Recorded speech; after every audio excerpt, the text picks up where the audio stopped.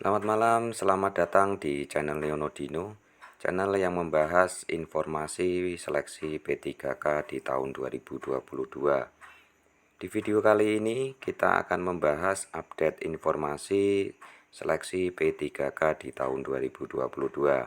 Yang pertama, soal diterbitkannya Surat Edaran Menteri Pendayagunaan Aparatur Negara dan Reformasi Birokrasi Republik Indonesia tanggal 22 Juli tahun 2022 tentang pendataan tenaga non-ASN di lingkungan instansi pemerintah.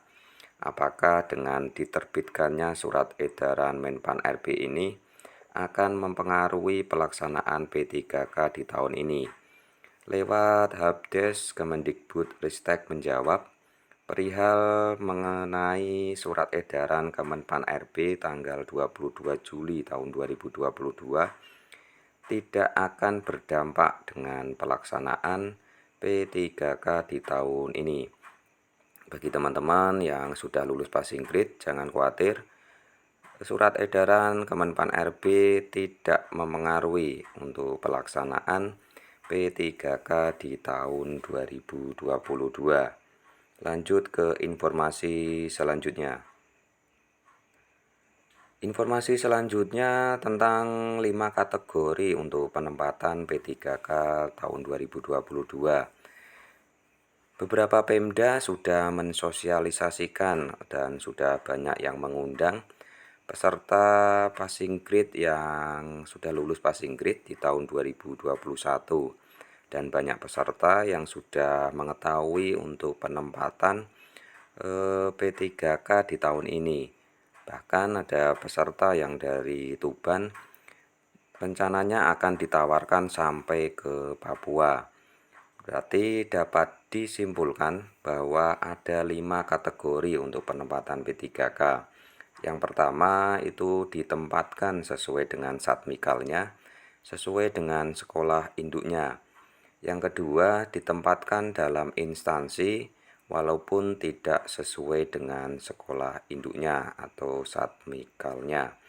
Yang ketiga, apabila formasi yang tersedia di Pemda itu tidak mencukupi, peserta bisa ditawarkan keluar instansi. Kemungkinan apabila ditawarkan keluar instansi, instansi yang dituju bisa menolak atau menerima. Apabila menolak, otomatis yang keempat untuk kategori tidak mendapatkan formasi itu masuk ke cloud atau keranjang untuk bisa mendapatkan formasi apabila seleksi P3K akan dibuka di tahun selanjutnya. Kategori yang kelima adalah penawaran dari instansi luar. Ya, itu adalah kelima kategori untuk penempatan P3K di tahun 2022. Selanjutnya adalah seperti yang saya bahas di awal, bahwa beberapa Pemda sebenarnya sudah mensosialisasikan dan menginfokan untuk formasi usulan yang disampaikan ke pusat.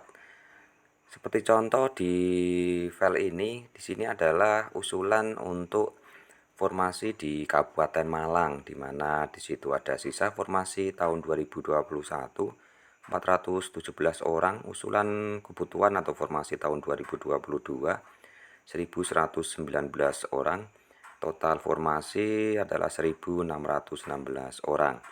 Proyeksi usulan tahun 2022 1616 orang. Jumlah lulus passing grade di tahun 2021 1424 orang. Usulan penambahan formasi tahun 2022 192 orang. Ya, ini salah satu informasi yang bisa disampaikan Pemda soal usulan formasi.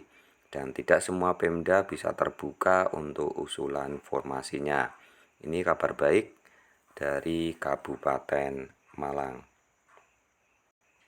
Info selanjutnya soal bocoran pelaksanaan atau waktu pelaksanaan untuk P3K di tahun 2022.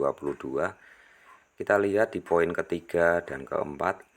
Poin ketiga itu adalah mutasi dari luar daerah ditutup untuk sementara dengan alasan SKP 3K sudah akan turun bulan September 2022.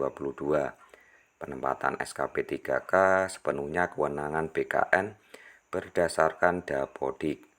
Ya, ini adalah informasi untuk pelaksanaan P3K. Ada bocoran informasi September 2022 kemungkinan SKP 3K akan bisa diturunkan. Sedangkan untuk pelaksanaan P3K kemungkinan akan disampaikan di bulan ini, bulan Agustus. Semoga saja informasi ini tidak mundur dan bisa dilaksanakan secepatnya.